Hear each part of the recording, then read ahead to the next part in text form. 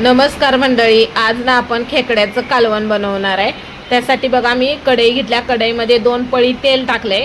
तेलामध्ये आपण मसाला बनवून घेतलाय, जिरं, खोबरं, कोथिंबीर आणि अद्रक हे जे आपण पेस्ट बनवल्या।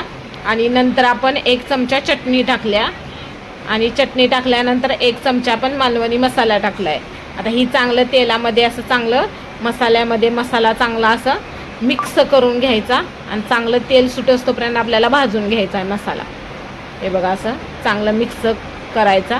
नंतर आपल्या मसाल्याला चांगलं तेल सुटले। तेल सुटल्यानंतर आपण त्यामध्ये खेकडे आता आपण स्वच्छ केलेलं होतं ना, ती खेकडे आपण टाकले ते ह्यात। आणि आपल्या चॅनलवर खेकडे साफ करायचा तो पण व्हिडिओ मी टाकलाय, तो नक्की तुम्ही बघा आणि नक्की असे खेकडे साफ करून हे जो खेकड्याचं कालवण करा, एकदम मस्त लागतं। आणि हे आपण खेकड्याचं नांग्यांचं आपण मिक्सरला बारीक केलेलं होतं ना, ते पाणी आपण ह्यामध्ये टाकायचं। आपण दुसरं पाणी वापरत नाही, हेच पाणी वापरायचं, म्हणजे 1 नंबर टेस्टी कालवण लागतं। हे बघा आता चांगली उकळी आले आणि आपल्या आता खेकड्याचं कालवण आता मस्तपैकी आता शिजलंय। आता शिजल्यानंतर आता चांगलं मिक्स करून घेऊया। हे असं मिक्स केल्यानंतर आता आपण एका डिशमध्ये काढून घेऊया।